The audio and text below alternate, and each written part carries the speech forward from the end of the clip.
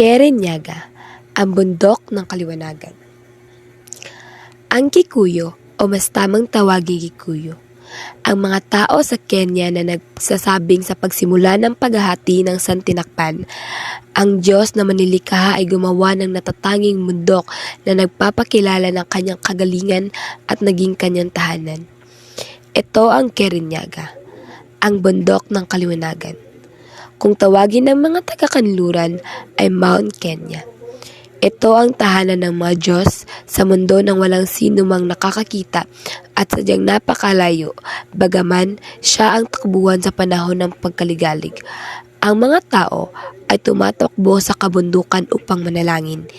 Itinataas ang kanilang mga kamay at naghahandog ng sakripisyo roon. Isang araw, dinala ng Diyos si Kikuyu sa tuktok ng bundok at pinakita sa kanya ang buong lupain.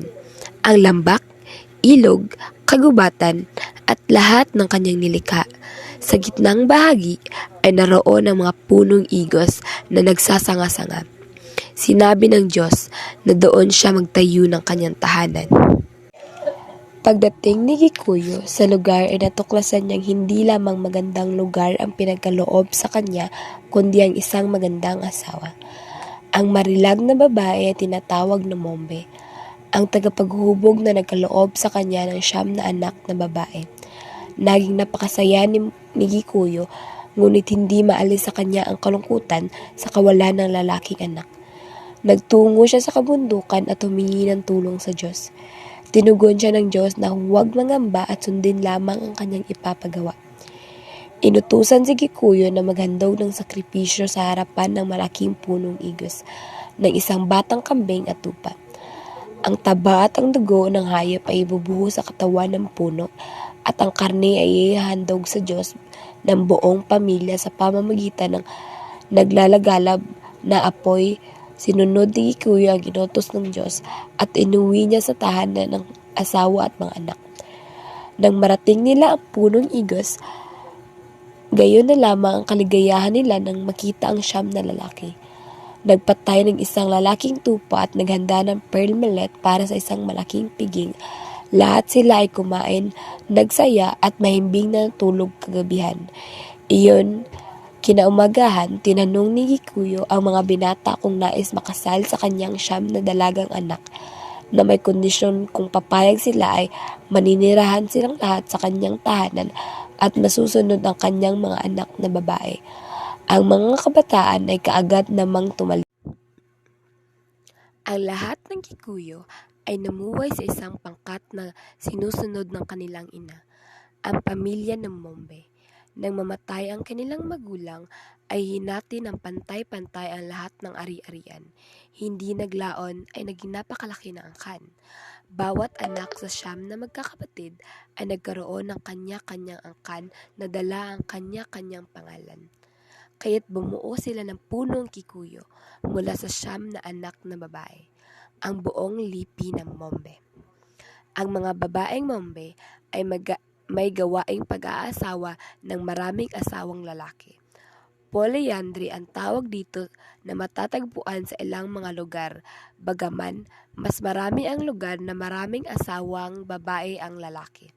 Nakakaranas ng ang kalalakihan ng paghihirap sa ilalim ng pamamalakad ng mga babae.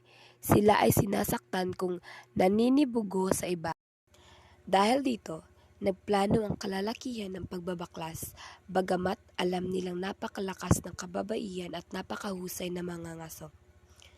Lihim na nagsagawa ng plano ang kalalakihan at kung kakasiyahan sila ng tadhana, magtatagumpay sila at maliligayahan. Lahat sila ay nakipagtalik sa mga babae at naghintay ng maaaring maganap. Pagkaraan ng 6 na buwan, tila sinayunan sila ng tadhana dahil pawang nagdadalang tao ang kababaihan. Nagsagawa ang kalalakihan ng revolusyon laban sa kababaihan na hindi makalabas dahil sa bigat ng dinadala. Kaya't ang mga lalaki ang naging puno ng mga pamayanan. Pinatanggal nila ang pag-aasawa ng marami ng mga babae, ngunit pinanatili ang maraming asawa nilang mga lalaki. Nagpasya rin silang baguhin ang pangalan ng bawat angkan. Ang pangkat ng Mombe ay pinalitan ng Gikuyo. Gikuyo ang pinakaunang ama. Ngunit nang sinubukan ng mga lalaki na palitan ang pangalan ng angkan ng mga babae, ay naghimagsik din ang kababaihan. Tinakot nila ang mga kalalakihan na papatayin nila ang maaaring lalaki na kanilang ipagdadalang tao. At di sa gayon, walang nagawa ang mga kalalakihan. Panahon. Ang pamilya ay nadagdagan pa at hindi na makapanatili lahat ng pamanang lupa ng Kikuyu.